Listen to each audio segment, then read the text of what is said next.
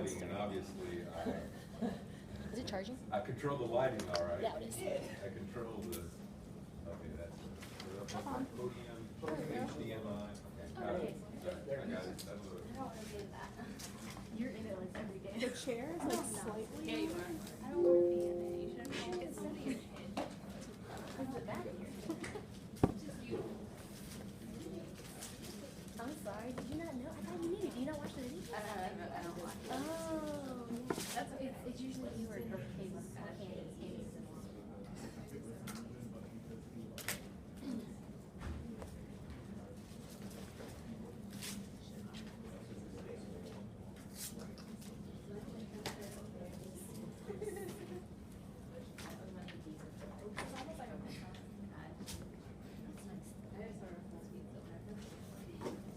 Said you order old pizza. Me too, usually. Stuff is nice.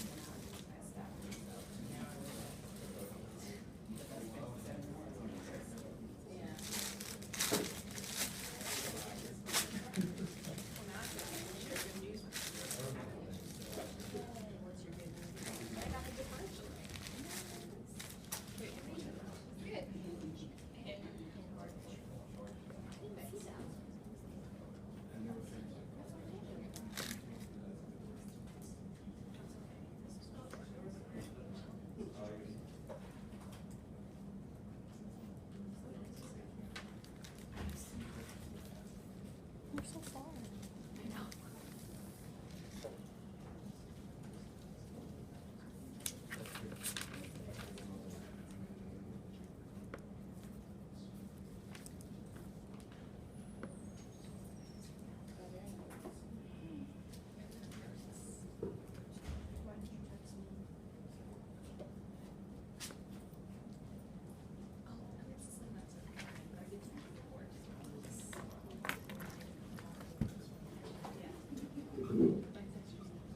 Right.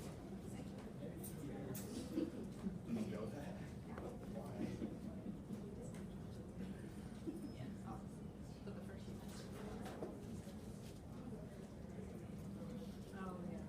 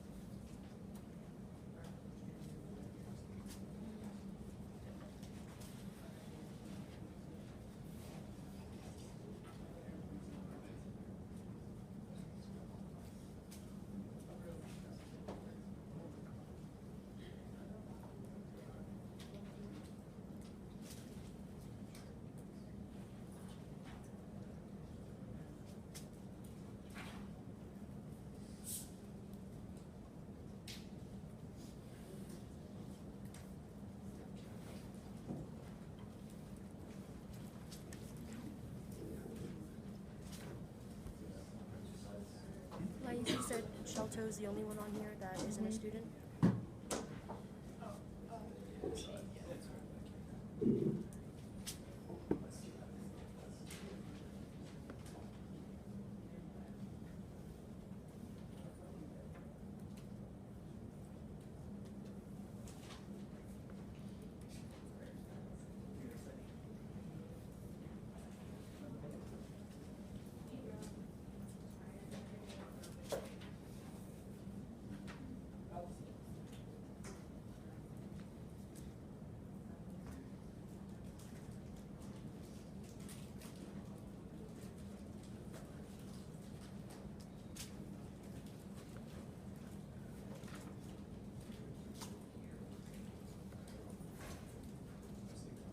Well, let's go ahead and get started.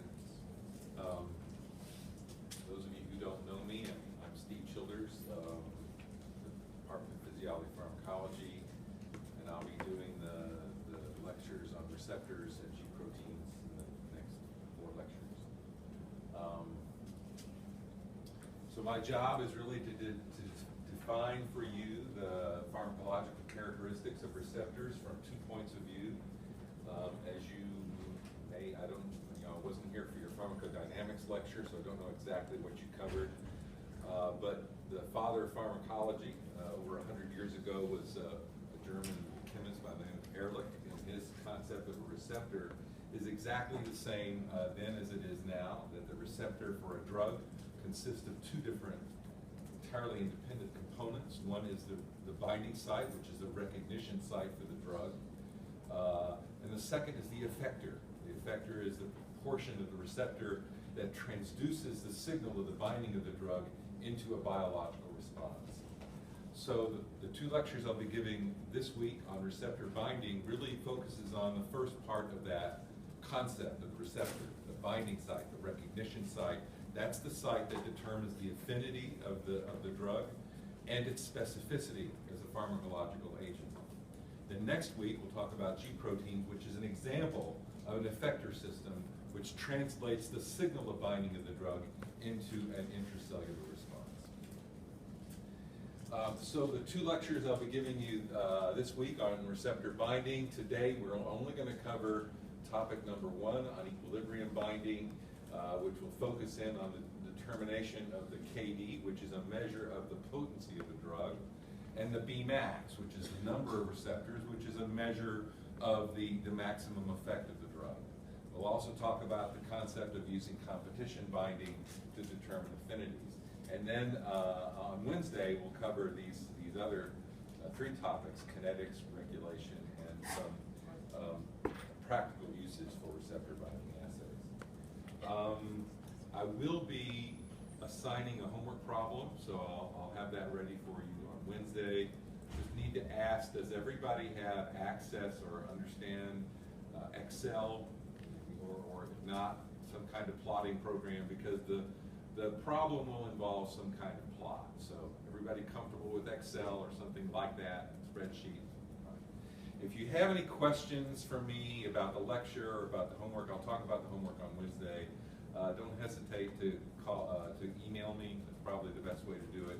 I'm not in my office very much. I'm semi-retired, so I'm back from the dead for these lectures.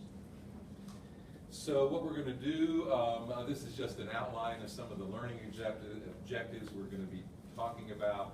I'm not going to go through these things right now in detail, but we're really going to be focusing today on some of the pharmacological concepts of drug receptor binding. I'm going to warn you that today's lecture will have quite a bit of math in it. Now, the math we have is not very sophisticated. There's no calculus involved. Actually, I would call it 9th grade level math, but it's been a while since some of you have had 9th grade level math.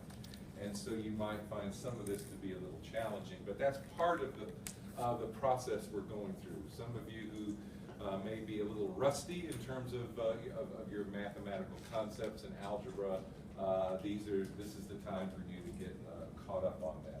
And the purpose of the homework problem that I'll be talking about on Wednesday is really to give you some practical experience in handling some of these mathematical concepts.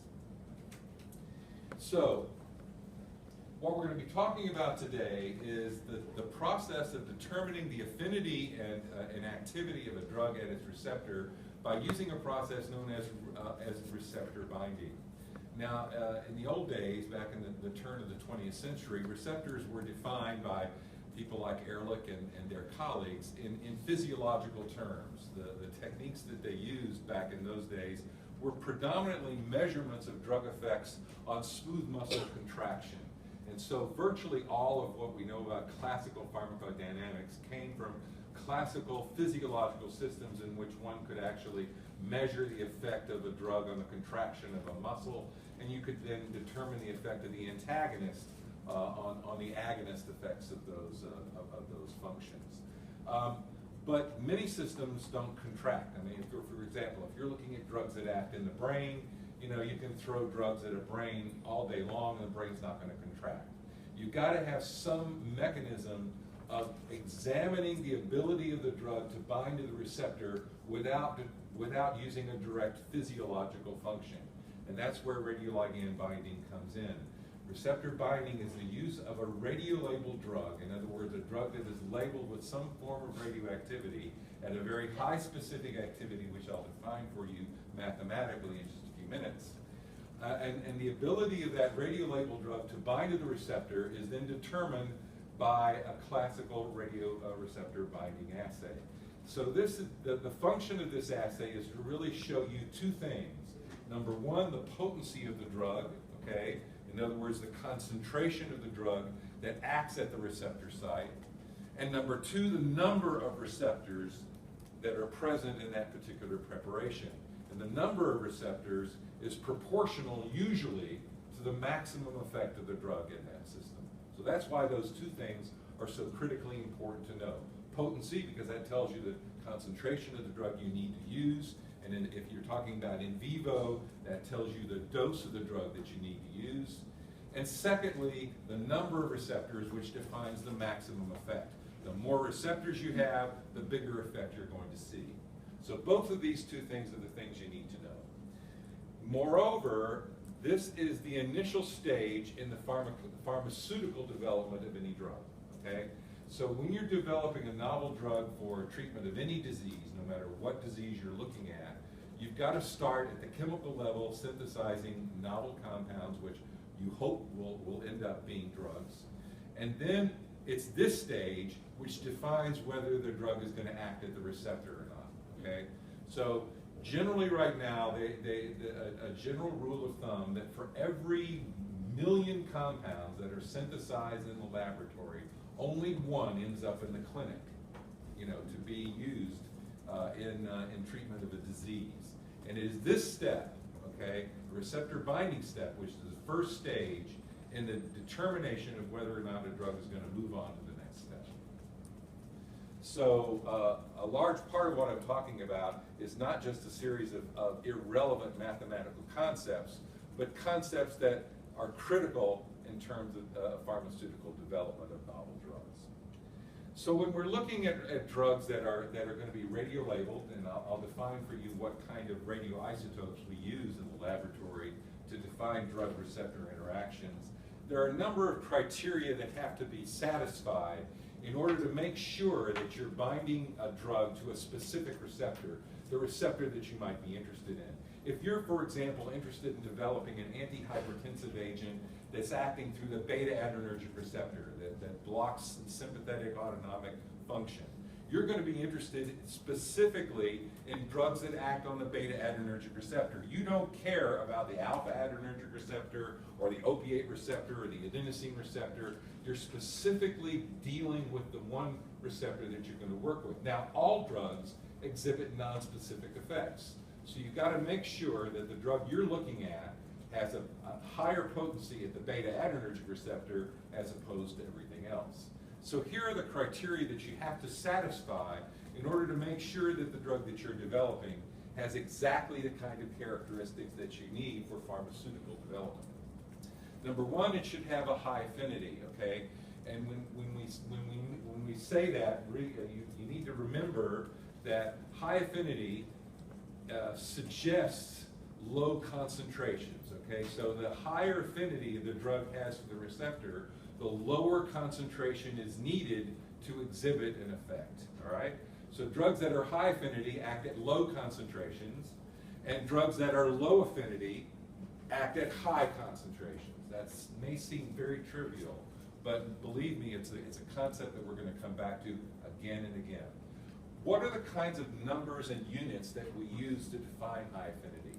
Well, obviously, it's some unit of micromolar. Some unit of molar. Most neurotransmitters and hormones act on their receptors at micromolar concentrations. So that's 10 to the minus 6 molar.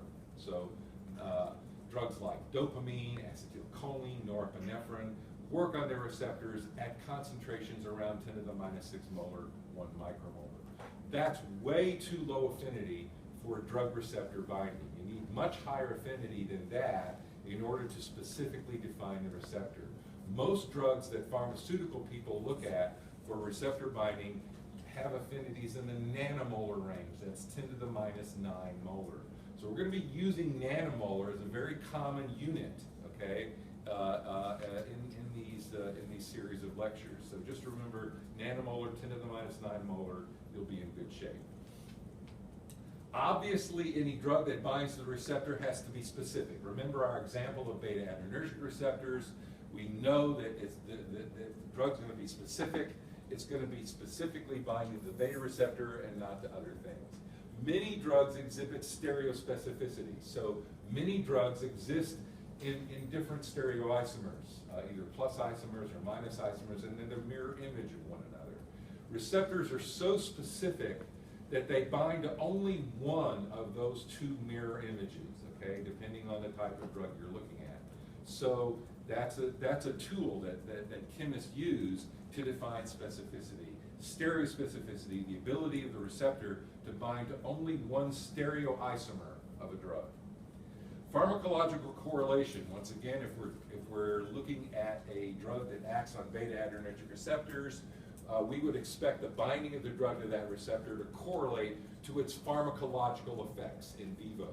We know that beta-adrenergic agonists, for example, increase heart rate. So if we're devising a novel beta-adrenergic agonist, that should also increase heart rate as well.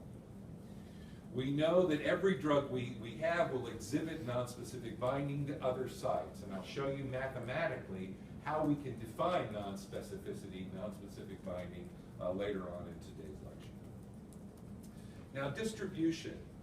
If you're looking at the ability of a radiolabeled drug to bind a receptor, the distribution of that receptor should make sense according to that receptor's physiological role, okay?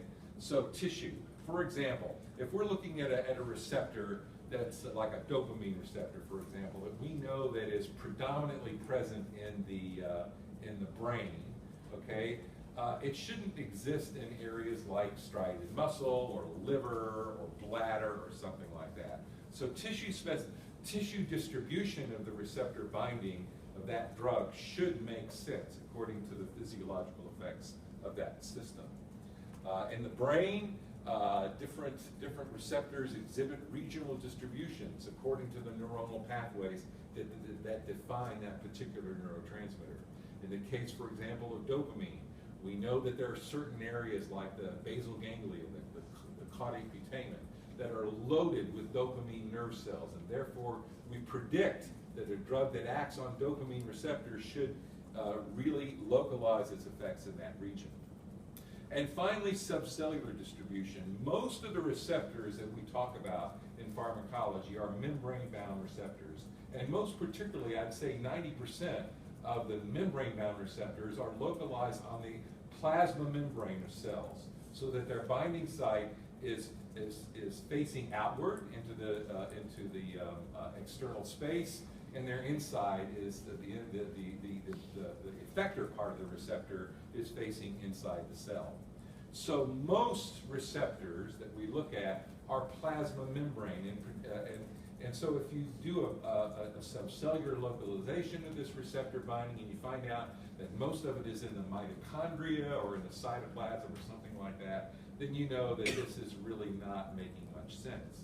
There is a big exception to this membrane-bound rule, and those are the steroid receptors. Okay, steroid receptors are cytoplasmic receptors. Steroids are extraordinarily lipophilic compounds. They pass through the plasma membrane very, very easily. So they get into the cytoplasm, they bind to the steroid receptors, and then those receptors are translocated to genomic areas in the nucleus. But those are the major exceptions.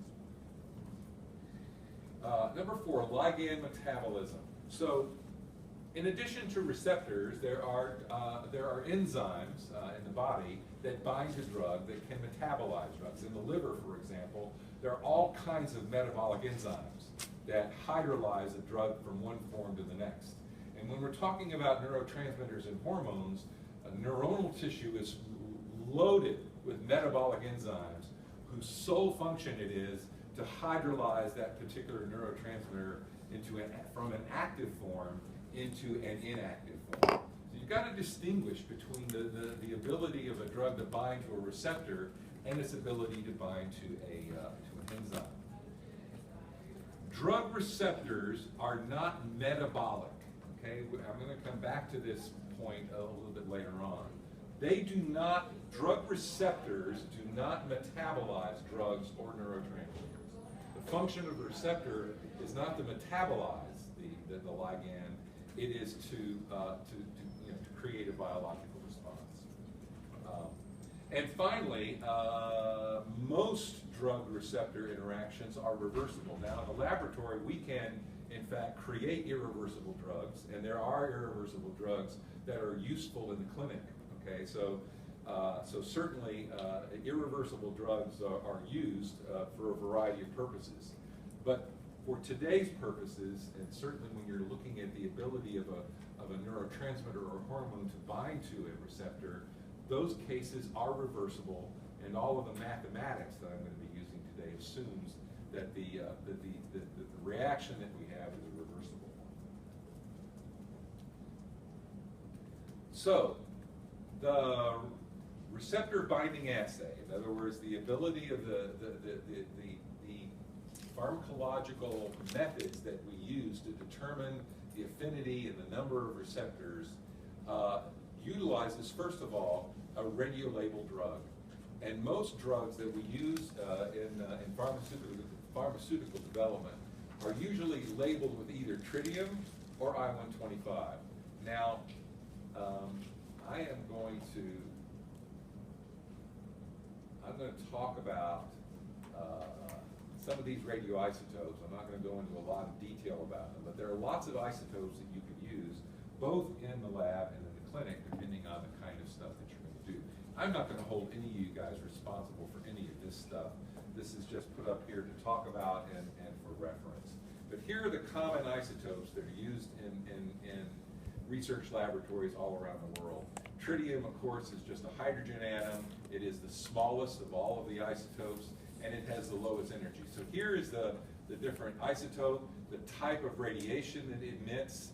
Most of these are beta particle emitters, but I-125 emits a gamma ray. Here is the energy. You guys don't need to know what that is, but this is, you can just look at the relative energies. Obviously, tritium is by far and away the lowest energy emitter.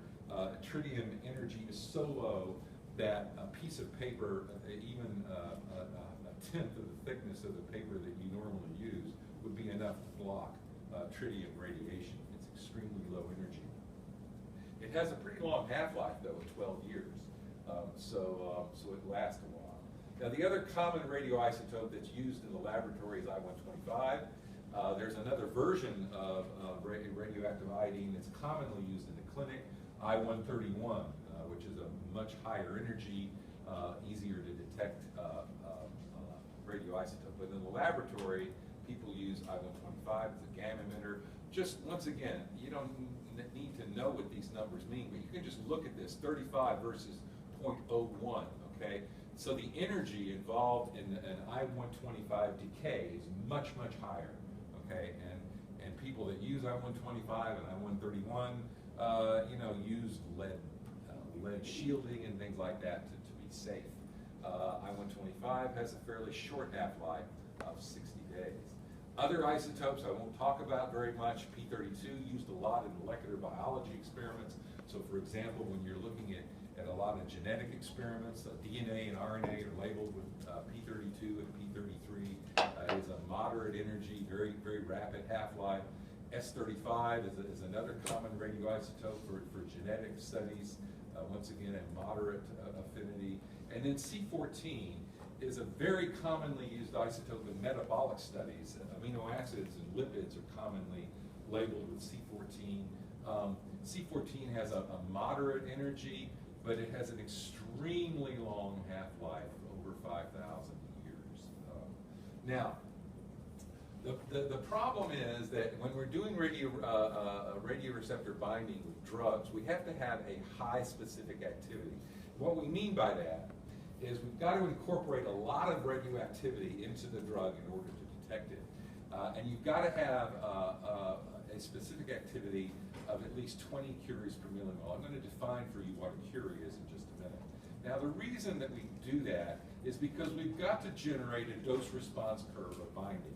So here's a classical log dose response curve for any kind of drug receptor interaction. So in this particular case, we're looking at radio-labeled drug binding, but this could be also a log dose response for an agonist in terms of contraction of muscle or whatever. The shape of the curve is going to be the same, a sigmoidal shape.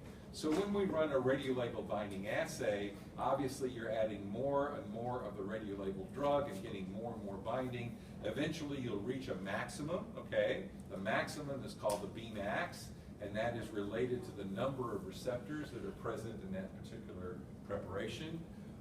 And the KD is related to the ED50, okay? The KD is related to the concentration of the drug that produces 50% occupancy. And I'll define these concepts for you mathematically in a minute. So in order to generate a full dose response curve, you've got to start down here pretty low. In fact, you've got to start down about 10-fold lower than the KD in order to generate a full dose response curve. So if we're talking about drugs that act at very, very low concentrations, I'm talking about nanomolar, 10 to the minus 9 molar, okay? If we're talking about concentrations like that, the drug has to be labeled at a very high specific activity in order to detect it. And I'm going to show this to you mathematically now. The reason I put this up is this conversion will also help you in your homework that I'll distribute for you next time. So the unit, the internationally recognized unit for radioactivity is the Curie, okay? Don't know whether it was named after Pierre or Marie, but maybe both, I don't know. 1 Curie is defined as 2.2 times 10 to the 12 disintegrations per minute. So just imagine a mole of tritium or a mole of I-125. It's decaying, you know, at a certain rate, all right? And that rate is defined as disintegrations per minute. The faster the half-life, the quicker it's decaying, okay? So let's talk about, so a mole of P32 is going to, with a half-life of 14 days, is going to be decaying a lot faster than a mole of C14 with a half-life of 5,000 years, okay? Because the half-life is simply a measure of how quickly this isotope is emitting its radioactivity. So let's take our example. Let's say we have a drug that has a specific activity of 20 curies per millimole, so that's a measure of how much radioactivity that the chemists have incorporated into that particular drug. Let us assume that our KD is 1 nanomolar, all right? So here is the KD. Let's assume that its value here is 1 nanomolar. All right, so in order to generate that full dose response curve, we've got to go down to 0.1 nanomolar in order to get that to work. So, so for a 1 mil assay, 0.1 nanomolar is 0.1 picomoles per mil. 0.1 nanomolar is 0.1 nanomoles per liter. So for 1 milliliter assay, you've got 0.1 picomoles. That's 10 to the minus 12 moles. That's not very much material. It's an extremely small amount. So I'm going to go through the conversion here. I'm not going to spend a lot of time on this. Once again, one of the features of our homework problem is to give you some practice in doing that. But the specific activity of 20 curies per millimole turns out to be 4.4 times 10 to the 13th disintegrations per minute per millimole. So we want to solve for how many disintegrations per minute you're going to get in 0.1 picomoles. And in 0.1 picomoles, you only have 4,400 disintegrations per minute. That's okay, but it's not a lot. And if you're not going to bind all of that stuff, only about 10% of it's going to be bound. So way down here on the low end of the curve, at 20 curies per millimole, all you're going to get is about 400 DPMs, okay? So that all of this is a lot of math to go over very quickly, but the concept is that you need a very high specific activity in order to get enough DPMs here to be able to quantify this dose response curve. And now we can see that the half-life determines how much specific activity you're going to get. Remember, the faster the half-life, the faster this thing is decaying. So in the case of tritium, we can have pretty good specific activity. We can have up to 29 curies per millimole. With I-125, we can get a lot of specific activity because its half-life is 60 days. Look what we can get with P32, 9,000 curies per millimole. But now with C14, because its half-life is so long, the most specific activity we can get in a labeled drug is 0.6 curies per millimole. That's way too low, way too low to obtain the dose response curve like this at the nanomolar level. So C14 is never used in radio labeled binding for drugs. It's used in metabolic assays with amino acids and lipids, carbohydrates, where the cell is using millimolar concentrations of those substrates for their metabolic reactions. So that's why most in pharmaceutical applications, the isotopes that are predominantly used are tritium and I-125. All right. So that explains the high specific activity. I'm going to go through the rest of this stuff fairly quickly. There must be an equilibrium between the drug and its receptor, and I'll define that for you in detail in just a minute. When you're looking at the ability of a drug to bind to the receptor, you have to make sure that you separate the drug that's bound to the receptor away from the drug that's not bound to the receptor, so that's bound and free drug. And we'll define that in more detail a little bit later on. Most of the receptors that we look at are membrane bound, so it's easy to separate bound and free drug from membrane bound receptors by either filtration or centrifugation. If you're looking at steroid receptors, which are cytoplasmic, they're soluble, you can't use filtration or centrifugation because they simply won't come down. But you can precipitate them, or you can put them on columns that separate by molecular weight, or you can do dialysis, all kinds of things like that. And finally, it's really critical to differentiate between the specific binding and the non-specific binding, and I'll define that for you mathematically a little bit later on. All right, so there's our dose response curve. Once again, but got to remember, got to determine these two quantities. This is what we've got to solve for in all our mathematics, the KD and the Bmax. That's the whole ballgame. In order to do that, we're going to use something called the Langmuir equation. So the Langmuir equation is the fundamental equation in pharmacology. It is the equation that defines drug-receptor interactions. And in fact, that equation defines for you these two things that we're interested in. The KD, the affinity of the drug and its receptor, and the number of receptors, or Bmax. So the Langmuir equation gives you everything you need. I'm going to now derive this for you, not because it's something that you need to know in terms of the derivations, but I really wanted to do this in a way that shows you how simple this is. There's nothing complicated about the Langmuir equation. It's a very simple business. Before I do that, though, I'm going to make two very important assumptions. I'm going to assume, first of all, that one molecule of drug binds to one molecule of receptors, a one-to-one interaction. That is a very common assumption. That's not always the case. For example, in skeletal muscle, we have the nicotinic cholinergic receptor. That's the receptor that's responsible for contraction of striated muscle. 2 molecules of acetylcholine bind per molecule of the nicotinic receptor. Now we can generate equations that define that. Okay, so that can be done, but we're not going to do that today. The second thing we're going to assume is that the drug binding at these receptors are binding at independent sites. And that means that these binding sites are non-cooperative. They do not interact with one another. So this is my animation, okay? Here are 2 drugs that are binding to 2 different receptors. They are independent. The binding of one drug to one receptor, it doesn't matter how what happens in terms of the second drug. The second drug will bind to its receptor in exactly the same way, regardless of what's bound in the first. That is not always the case, okay? There are receptors in drug combinations that produce allosteric or cooperative interactions.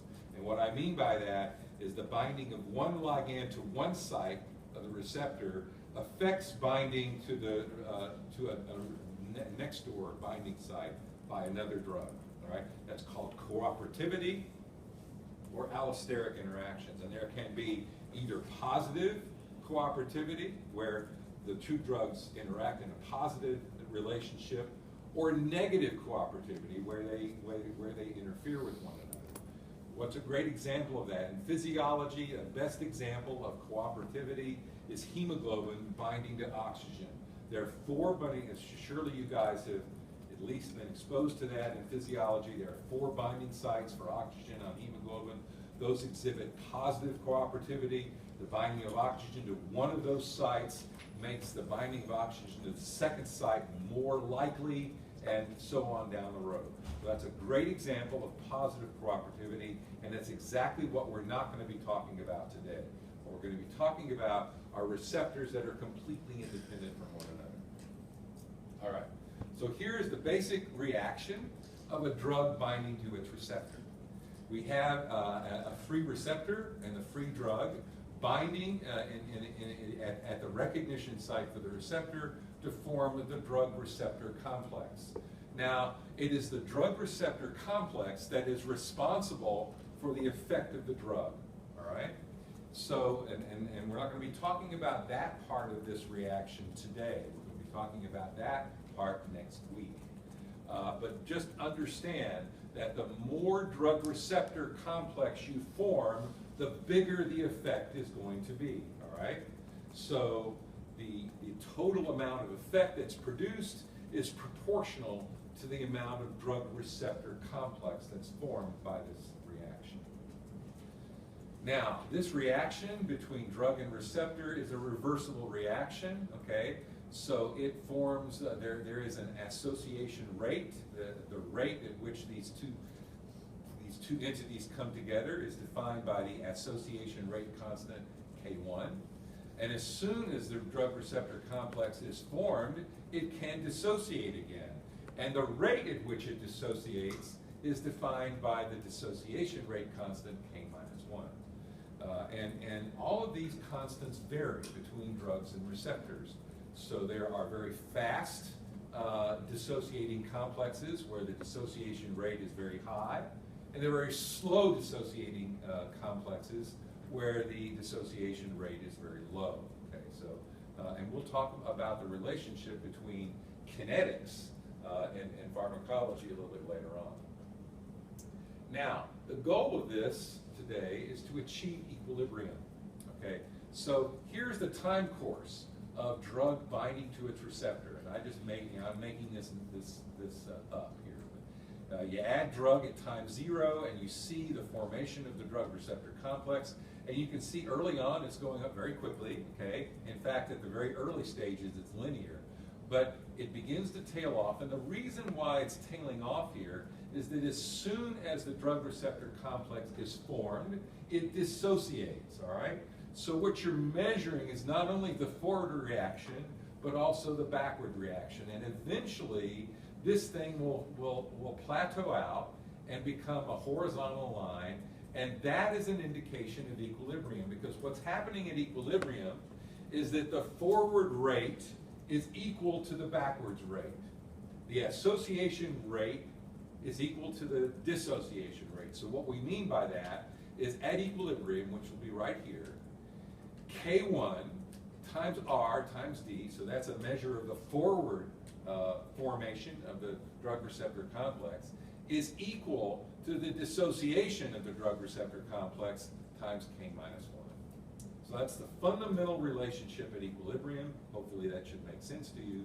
So what they've done is define the affinity of a drug, the Ka, which is called the equilibrium affinity constant, is the ratio between K1 and K-1.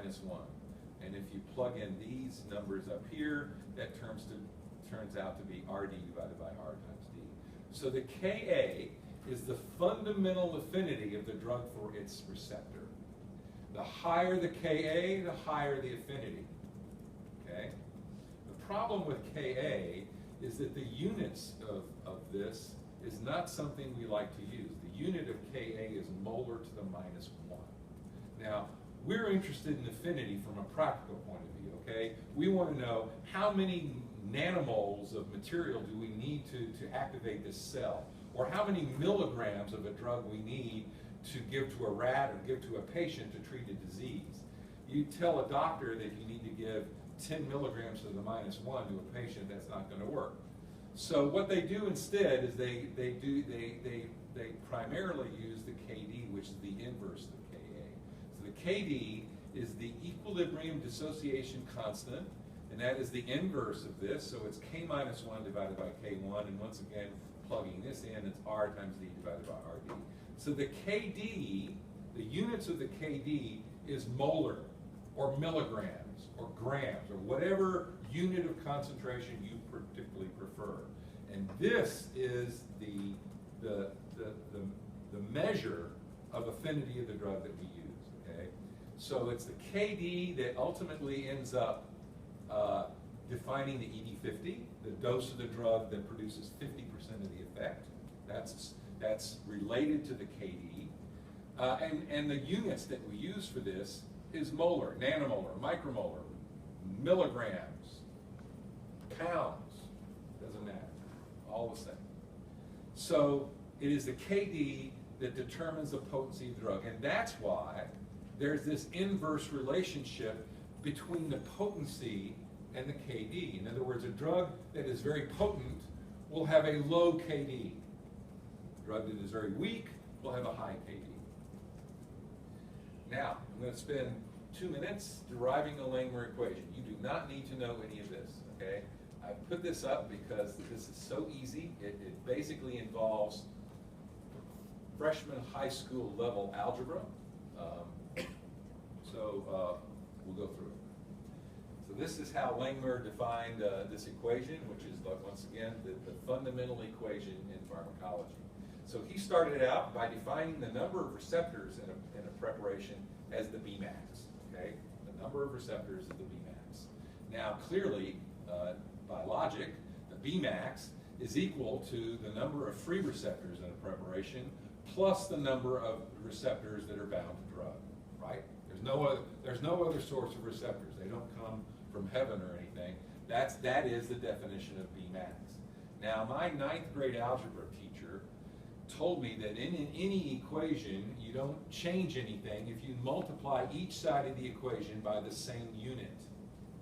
So what Langmuir did was multiply both sides of this equation by D, and he came up with this.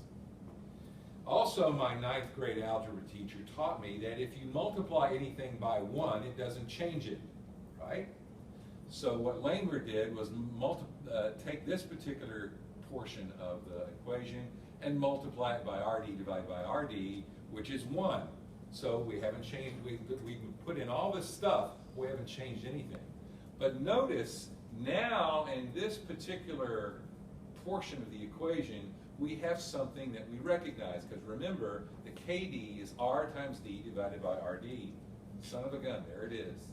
So we can now substitute this for Kd, and now we can solve for the quantity we're looking for. The amount of drug bound to the receptor, okay, the formation of the drug receptor complex is equal to the concentration of free drug times the Bmax divided by the concentration of free drug plus the Kd.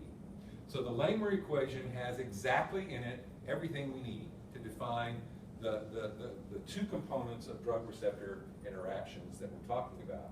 And in particular, it tells us the relationship between the amount of drug you put into the preparation and the amount of drug receptor binding that you get.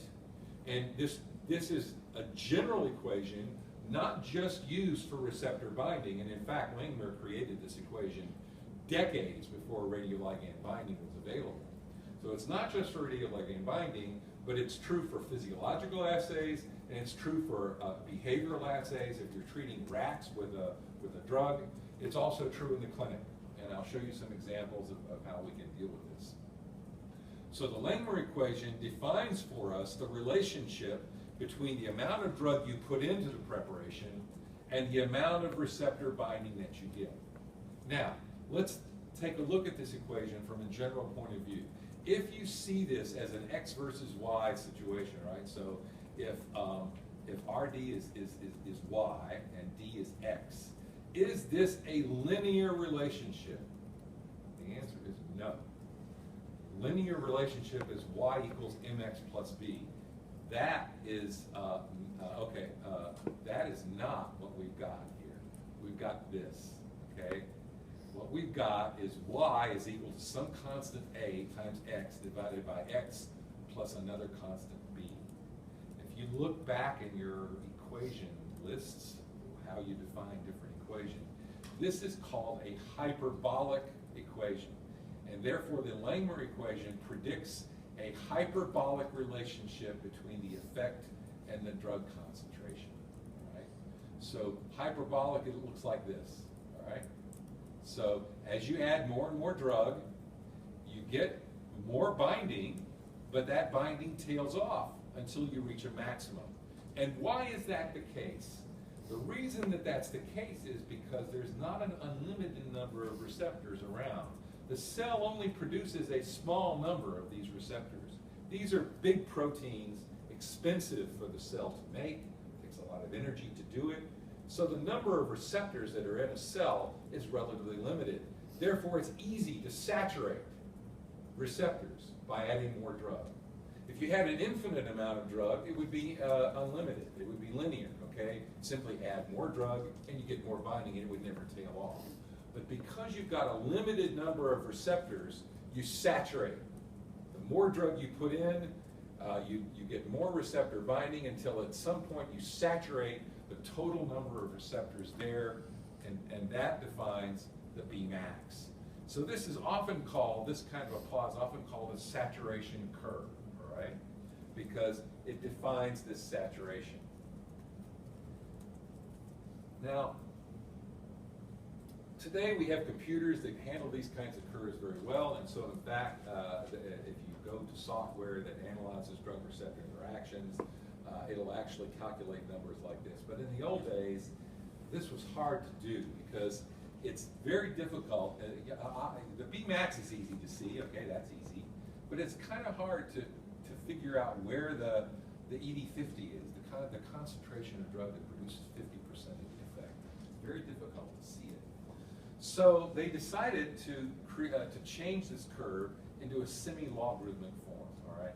So what they did is they made the drug concentration on the x-axis logarithmic.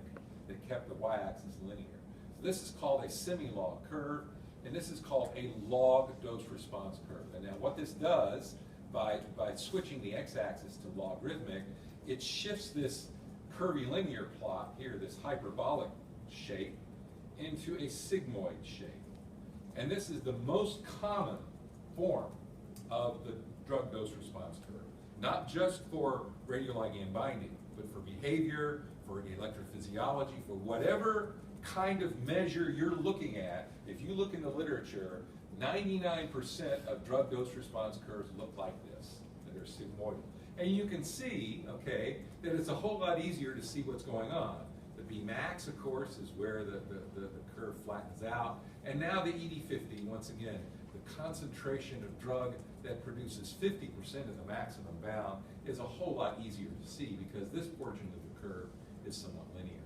All right, so this kind of curve tells us right off the bat, that what we're looking at is something that we can define. There's a slide here that I missed, and it basically makes the point that the Langmuir equation is not just for radioligand binding, but also for physiological and behavioral effects as well. So if we know that the concentration of drug receptor complex, which is RD, is proportional to the effect of the drug, all right? Then this was Langmuir's original equation, all right? The effect of the drug, which could be a behavioral effect, it could be heart rate or blood pressure or whatever you can think of, killing off bacteria by antibiotics. The effect of the drug is equal to the concentration of drug times the Emax, which is the maximum effect, divided by the concentration of drug plus the KD, or the ED50, whichever way you want to look at it. So this equation, not just relevant for radioligand binding, but for any kind of pharmacological measure that requires a drug and its receptor. Now, let's get back to receptor binding. When you do receptor binding, when you take a radiolabeled drug and you bind it to the receptors, and you plot it, on an arithmetic curve like this, like I said, this is called a saturation plot. This is what you look at. This is what you see, okay? So if you plot it arithmetically, you see this increase, and it goes up, and then it just keeps on going up, and it just kind of goes up in a linear way. It never totally bottoms out.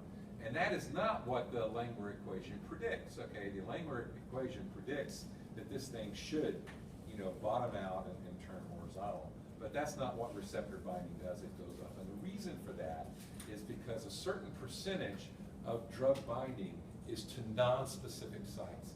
Every drug exhibits non-specific binding. Every drug will bind to something else. It may be binding to other receptors.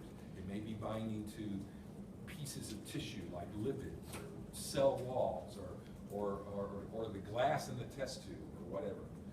Non-specific binding is not saturable. Okay, remember I said that receptor binding is saturable because there's a limited number of receptors present. But non-specific binding never saturates. Okay, you can throw in as much drug as you want, and it just keeps going up and up and up and up. All right. So what you have to do is subtract the non-specific binding from the total binding, and then you get specific. And now you see exactly what you expect. Okay.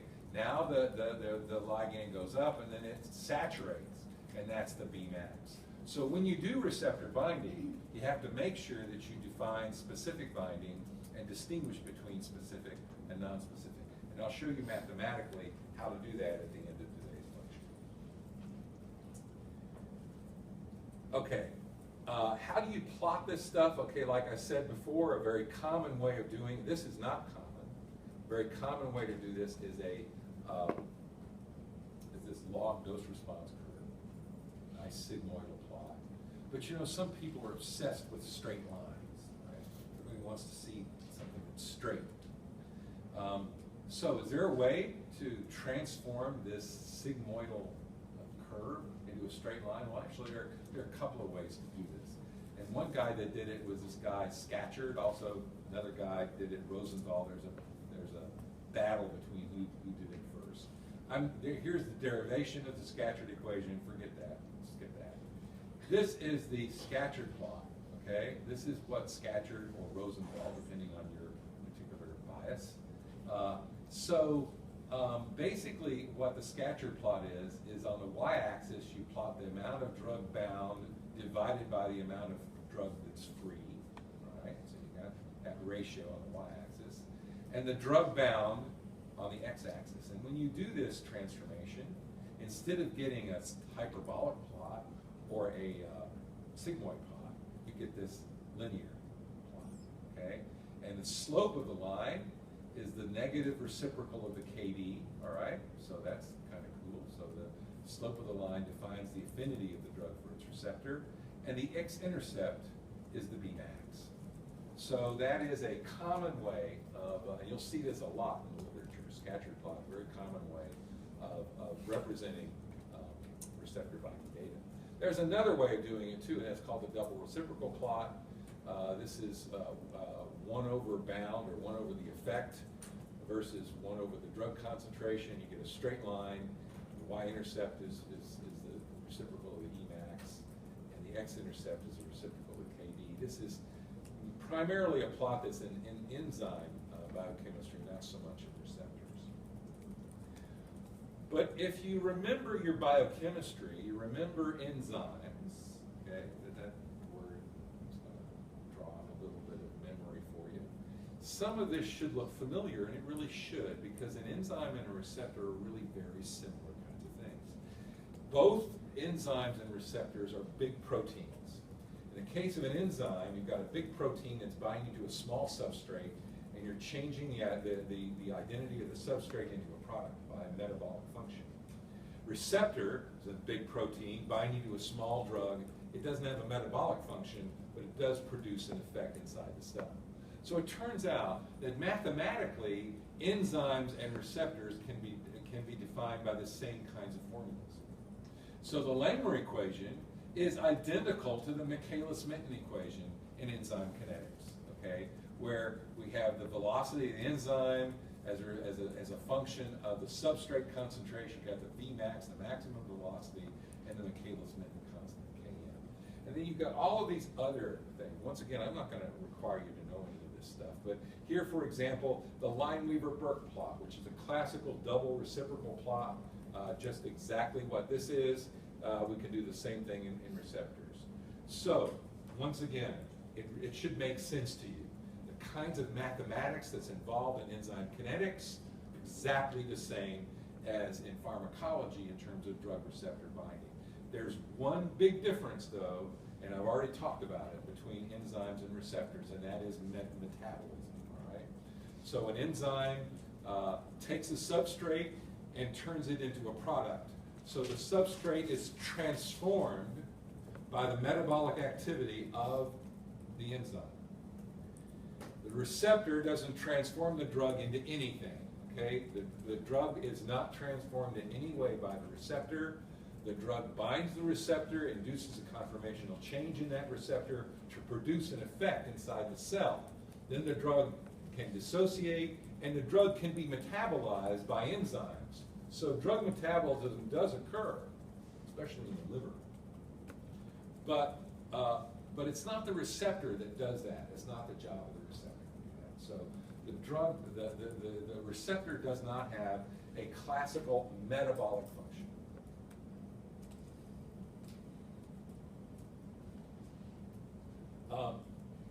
When you see scatter plots of drug binding to receptors, once again, a scatter plot looks like this, okay? You've got this linear straight line here defining the affinity and the number of receptors. Sometimes you see what's called a biphasic scatter plot, okay? It looks something like this. And what's happening here is it's very common for drugs to exhibit high affinity to one receptor and low affinity to another.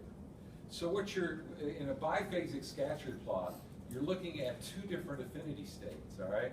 You've got one, this line here. And what I've done, this dotted line, is the way the computer would separate these two lines as two independent lines here, okay? So the dotted line would be that one, and this dotted line would be that one, all right? So if there were no low affinity receptors present, the scatter plot would look like this. And if there were no high affinity sites present, the scatter plot would look like this. But since they're both together, it looks kind of curvilinear like this. So this represents the high affinity binding. So this, for example, let's remember our example from earlier in the lecture. We talked about drugs acting at the beta adrenergic receptor. So this might be the ability of the drug to bind to the beta adrenergic receptor, but it might also have a lower affinity at alpha adrenergic receptors. That would not be uncommon. And therefore, it's binding to the alpha adrenergic receptors might be that. So when you see something like this in the literature, it's pretty common that you've got a two-site scenario, a high affinity site and a low affinity site. And you need a computer to really separate those two sites out. The other thing that we have to understand, and this is I'm going to define this mathematically right now, but it's a really important point from a physiological point of view as well, and that is zone A, okay? Zone A basically indicates that there's not very much drug that's bound by receptors, all right? When you throw in a drug into a receptor preparation, the amount of drug you have that you're putting in is much greater than the amount of receptor. Remember that receptors are always in a very low concentration, okay? Receptors there are not very many of them around. It doesn't take much to get the job done. So in almost every situation you've got, either in a biochemical assay or if you're giving a drug clinically to a patient, the amount of drug you're putting in is always greater than the amount of receptor that you have. So all of the equations that I've been giving you today, the Langmuir equation, the Scatcherd, all this kind of stuff, assumes that you're in zone A. And what that means is that the concentration of bound drug is less than 10% of the concentration of free drug. So if you throw in a certain amount of drug, less than 10% is going to be bound. If over 10% is going to be bound, then you're in another scenario and you have to make corrections to all these equations. All right? I'm not going to even begin to go into that. In normal physiological situations, this is always going to be the case, okay? Because when you're administering a drug to a patient, for example, much less than 10% is going to be bound. Maybe less than 1% is going to be bound. Maybe less than 0.1% is going to be bound. So under normal situations, this is always going to be the case.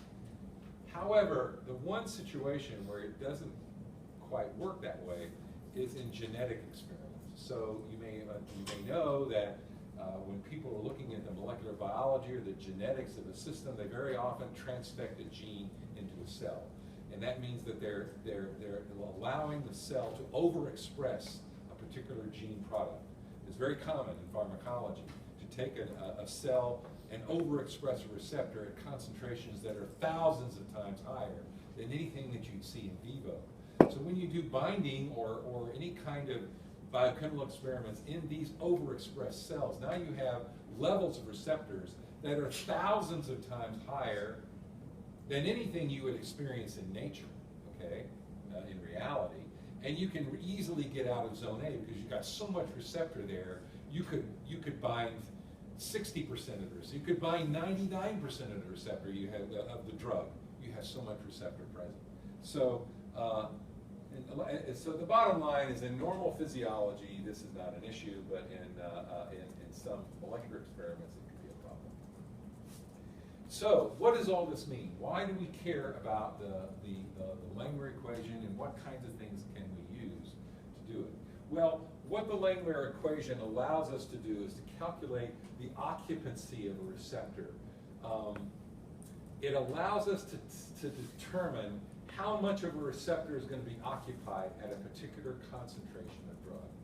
I'm going to just give you a really bad example, okay? Suppose you give a certain concentration of drug that occupies maybe 30% of it, and you say, okay, I really need to occupy 60% of the receptors to get my effect. So I'm just going to double the concentration, right? That makes sense. But it's not, because the relationship between drug and receptor binding is not linear. And that's what the Langmuir equation tells you. The relationship between the effect that you get and the amount of drug that you put in is not a linear relationship. So just because you double the amount of drug you put into whatever assay you're doing does not mean you're going to get double the effect. The effect you're going to get is defined by the Langmuir equation. So let's take a look at this. Here is a drug that has a KD of 15 nanomolar. What percentage of receptors will be occupied by 78 nanomolar of the drug? Once again, that's about 3 times more than the KD. So here is the Langmuir equation. Let's solve it, okay? The KD I've given you is 15 nanomolar. What's the Bmax? Well, in any percentage question, the Bmax is always 100%. That makes it easy, okay? So anytime you see percentage, that should click in your brain, 100%. So Bmax is 100. We've given you the amount of drug, which is 78. So we plug in all these numbers, and now you see that the occupancy of the receptor is 84%. Okay, so you're tripling the amount of drug you're putting in. All right, so from 15 nanomolar to 78 is about triple. And you're going from 50% to 84. It's certainly not a tripling of the effect. So once again, that's really the best way I can describe it. Just remember, the relationship between the effect and the drug concentration is not linear. Did you guys talk about receptor reserve or spare receptors in your pharmacodynamics? You did, okay? All right. So I'm going to use the Langmuir equation to calculate receptor reserve. And we're going to do it in a couple of different ways. So remember, let me refresh your memory then, if you had this last week or whenever it was. Receptor reserve or spare receptors refers to the fact that there are more receptors present in the preparation than you need, okay? And what that means is that you need less than full occupancy of the receptor to create full effect, okay? So when you have no spare reserve, then you need 100% occupancy to get full effect. And if you have a receptor reserve, you don't need to occupy all the receptors. You may only need to occupy 50% of the receptors, or 10%, or 1%. So a tenfold excess reserve suggests that all you need to do to achieve full effect is to occupy 10% of the receptors. All right. So we're going to use the Langmuir equation to actually calculate what the receptor reserve does. So here is a cell that has no spare receptors. So in other words, what we're saying is that there's a one-to-one relationship between occupancy and effect, that you get 50% occupancy produces 50% of the maximum effect. Now the problem says that the KD of the agonist is 1 micromolar. That's all you've got. That's all. That's the only information you've got. Well, once again, this is a percentage problem, so the Bmax is 100%. What we're trying to calculate is the I say IC50. It should be the ED50 of the drug in a no spare receptor situation. So the percentage of drug receptor bound is 50%. The KD is 1. The Bmax is 100.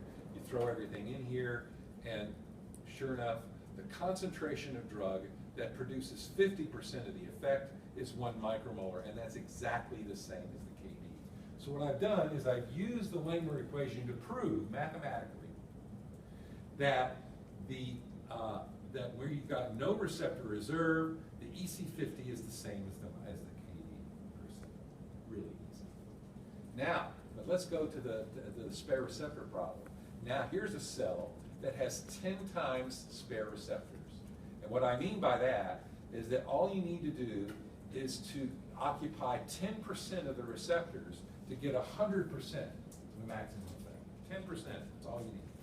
So the EC50, okay, in other words, the concentration of drug that produces 50% of the maximum effect occupies 5% of the receptors. That should make sense to you, okay? You get full occupancy at 10%, so 50% of the effect at 5%. So now you plug these things in, RD is 5%, KD stays at 1, Bmax stays at 100, you throw all this thing in here, now you see the concentration of drug that produces 50% of the maximum effect is not 1 micromolar anymore, it's 0.05, okay, 20-fold lower. And that's why cells create a receptor reserve. That's the entire reason they do it. It costs the cell a lot of energy to make spare receptors. It has to create all these big proteins. They have to transport all these proteins to the synapse or to the plasma membrane. It's a huge amount of energy, but it does it to increase the receptor's affinity for the drug. So by creating a 10-fold excess of receptors, this cell has bought a 20-fold increase in sensitivity to that particular agonist. So the Langmuir equation gives us the ability to calculate exactly what the effect would be by adding more receptors into a particular system. Very simple mathematics, nothing complicated about this. All right. So, believe it or not, that's just about it for the math. I need to go over some other issues before we finish today. So, There are some problems when you're doing, when pharmaceutical companies are doing radioligand binding to try to develop novel drugs. They have to make sure of a number of different things. First of all, they have to make sure they distinguish between specific and non-specific binding, and I'll talk about that in a minute. I don't know why PowerPoint said that was number one. I should say number two. The system should be in equilibrium. Enzymes that could deactivate the radioligand could be present. You could have an incomplete separation of the bound and free ligand. That's certainly true. I'll talk about dissociation next time, and the difference in affinity between labeled and unlabeled drugs. So this goes back to a very interesting problem, and I'm going to switch back to my radioisotope slide. Okay. Here is tritium versus I-125. So I would say 99% of all drugs are labeled with either one or the other. Many drugs are labeled with tritium, but you can see the energy output for tritium is very, very low. It would be a whole lot easier to detect I-125. So why don't we use I-125 in most of our radioligand binding scenarios? Well, the problem is the size of these two atoms. Okay, tritium is a hydrogen atom, all right? So you introduce hydrogen into a drug, you're not changing its structure in any significant way. Very simple. I-125, a lot of people don't realize how big these atoms get as you go up the periodic table. The size of I-125 is the size of a benzene ring. It's a big atom. You put something the size of a benzene ring on a small drug, you're going to change its structure. You're going to change its size, its shape, its conformation. Its ability to bind to the receptor is going to dramatically change. So very few low molecular weight or small drugs are actually labeled with I-120 because it's just too big, all right? And so that's why I would probably say 90 or more % of small drugs are labeled with tritium for that reason, because tritium is so small. So what kind of drugs could be labeled with I-125? The answer are peptides. Peptides, or small proteins, are big. And you add something the size of I-125 to a large peptide, you're really not changing it very much. So in peptide work, if you're doing any work with peptides, either in vivo or in vitro, I-125 labeled peptides are very commonly used. So that's where this thing comes from in that one slide back over here. Difference in affinity between labeled and unlabeled drugs. And what I mean by that is that an I-125 labeled drug, if you add I-125 to it, you could change its affinity very dramatically. Now, if you're a drug company and you want to produce a new drug, you recognize right off the bat it's going to take 1 million compounds synthesized in a chemistry lab to create one drug in the clinic. So you're going to have to screen 1 million different compounds at a receptor in order to even move forward. Now, how are you going to do that in a high throughput way? Do you label each an individual drug that you want to use in a radiolabel binding assay? If you had to do that, you'd have to label 1 million different drugs in order to find one that would work. That's not practical. The way pharmaceutical companies do it is use what's called a competitive binding assay. And that takes advantage of the fact that you can determine the affinity of an unlabeled drug by its ability to displace the binding of a labeled drug. So here are our two scenarios. You've got the labeled drug, which is D-star. It binds the receptor, and it produces the labeled drug receptor complex. Now, if you have an unlabeled drug present, the unlabeled drug will also produce a drug receptor complex, but this will not be labeled. The more unlabeled drug you have in combination with the labeled drug, the less binding of the labeled drug you're going to see. So this is what it looks like. Here is the amount of labeled drug that's bound. Okay, you start at 100%. Here is unlabeled drug A. Notice that as you increase the concentration of drug A, you decrease the binding of the labeled drug to its receptor, and you get this nice sigmoidal shape, which is consistent with a log dose response curve. And now you have drug B, okay, and you can see how drug B also does the same thing, but now you can see that the potency of drug B is a lot less than the potency of drug A. You can generate an IC50, which is the concentration of the unlabeled drug that displaces 50% of the labeled drug. And so we can see that the IC50 of drug B is much greater than the IC50 of drug A, therefore drug B is much weaker than drug A. This is the basis of pharmaceutical drug development. So pharmaceutical companies have robotic machinery that can basically screen thousands of compounds at a time, where human hands don't even have to touch it. So if they're looking for a target for a receptor, they'll have one radiolabeled drug to label a receptor, and then they'll just throw in single concentrations of thousands of unlabeled drugs to get a hit. And if they find one drug that gets a hit, then they'll go back and look at it in more detail. But this is all done robotically, automated sort of stuff, but it's all based upon this kind of very basic kind of strategy. Now, a couple of things to notice. Notice the way I've drawn this, okay, that the curve doesn't go down to zero. So if you've got drug A, you have an increasing concentration of drug A, and then it reaches a plateau, and it just doesn't go any further than that. That is a measure of nonspecific binding. Okay? Drug A is displacing the labeled drug from its receptor, but it can't displace the labeled drug from nonspecific sites. Those sites could be lipids. They could be glass on, in the test tube. Could be anything. Drug A simply can't displace that. So this value here represents nonspecific binding. So generally what you do in a radioligand binding assay is to take a potent drug, in this case it would be drug A, and you throw in an excess unlabeled. So throw in, say, 20, 50 times, 100 times the IC50. Let's say you use 10 micromolar of this labeled drug, which would be unlabeled drug, which would be right here. That would define the nonspecific binding for that particular drug receptor interaction. So normally when you see plots like this, you won't see this. They'll subtract the nonspecific binding out, and the curves will go all the way down to zero. But I plot it like this so that you can see what the crude data looks like.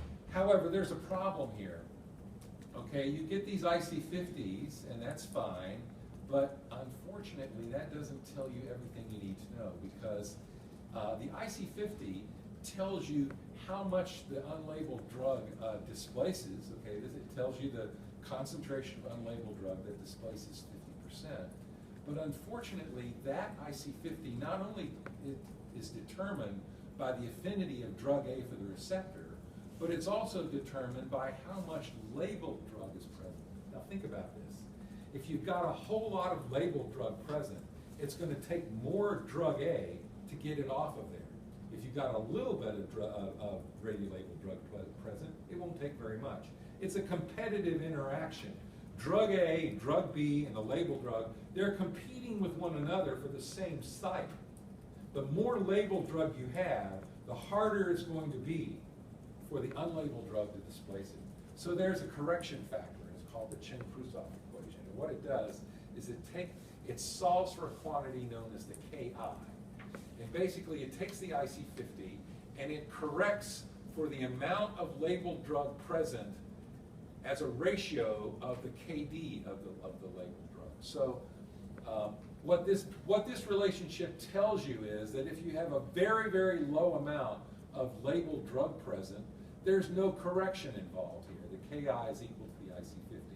But the more labeled drug you put in here, in other words, the greater this ratio is between the amount of labeled drug and the KD, the more correction you're going to have. Let's take an example, for instance. Let's say that in a particular assay, you have an amount of labeled drug, B star, which is exactly equal to its KD value. So the ratio here is 1. So the Ki is equal to the IC50 divided by 1 plus 1, which would be 2. So in the case of a scenario where you have the same amount of labeled drug present as its KD value, you'd have a twofold correction value. So in the literature, you don't see IC50s, okay, if you're looking at a series of drugs that are binding to a receptor, that are unlabeled drugs done by competitive binding assays, those numbers are not expressed, they're not published as IC50 value. They're published as KI values, because that's the way you correct for the amount of labeled drugs. Last thing I'm going to talk about is the Hill relationship, the Hill plot. Okay. So the assumption that I've made is that there is a non-competitive or independent relationship between drugs and the receptors. And you can determine this by doing what's called a Hill plot. So instead of doing a standard, this is of course a standard log dose response curve, okay, where you've got the x-axis being logarithmic and the y-axis being linear. But instead of doing it that way, you could do a logic plot. Okay, so this is the x-axis is logarithmic, and the y-axis is this thing called a logit, and the logit is the logarithm of b divided by 100 minus b, where b is the percent bound. So basically, what you do here is to calculate the slope of this line, and if the slope of this line is 1, that means that you've got a competitive or independent interaction. And that covers the scenarios that we're talking about here. If this hill slope is less than 1, okay, if it goes in this direction, you know, it's shallow, it suggests negative cooperativity. What I mean by that is, once again, I'm going back to my cartoon here. You've got two drugs binding. The binding of drug to the first site makes the second site less likely. All right? So you have a KD of the first drug, the KD of the second drug goes up. Okay, the second drug gets weaker. That's called negative cooperativity. If the hill slope is greater than 1, okay, so this slope would be steep here. That would be positive cooperativity. It's exactly the opposite. The binding of the second drug, the binding of the first drug makes the probability of binding of the second drug more likely.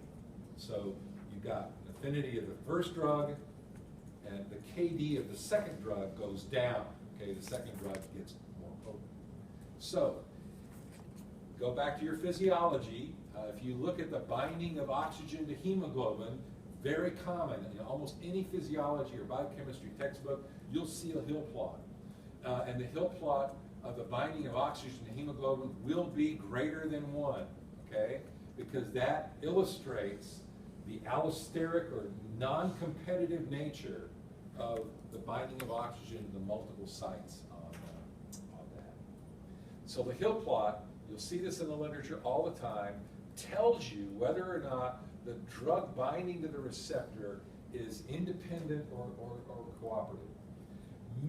Most of the drugs you have in the clinic are competitive or independent, but there are some really important drugs that you use in the clinic that are allosteric or non-cooperative.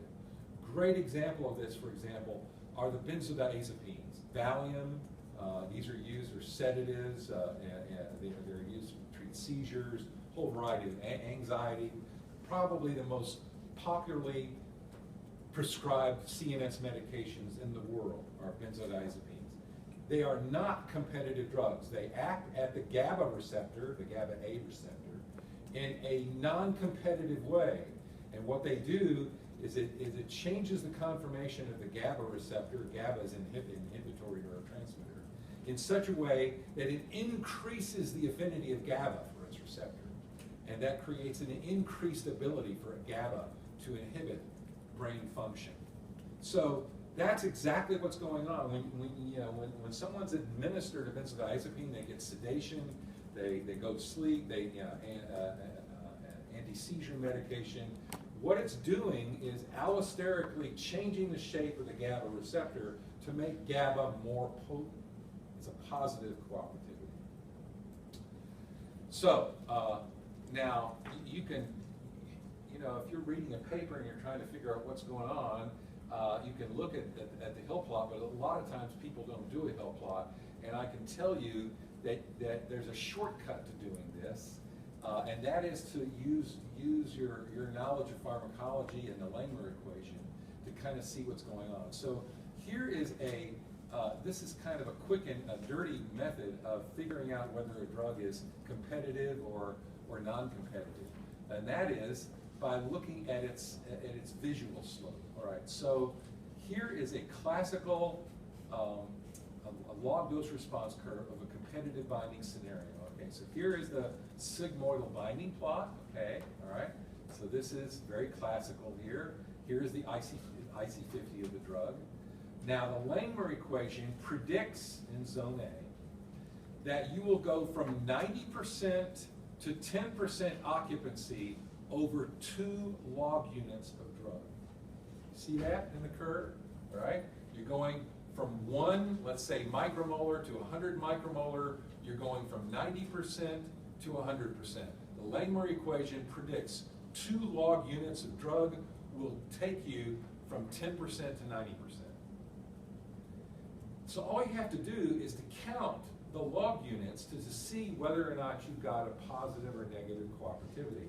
So here is an example of a drug which would have a hill slope of less than 1. And just look at it and see what's going on. You can see that compared to this line, this is much shallower. So count the log units between 90% and 10%. Well, here's 90% right here, and you've got 2 log units, and you're nowhere near 10%.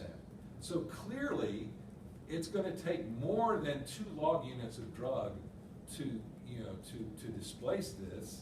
I don't know how, maybe 3. I don't know what the hill slope value is going to be from this. I couldn't tell you, but I can just look at this and I can say this drug is negatively cooperative, right? I can just look at that and tell you right off the bat. I don't have to do any fancy mathematics. I don't have to use a computer. Just count the log units to go over, and it's very simple. That is not a competitive scenario.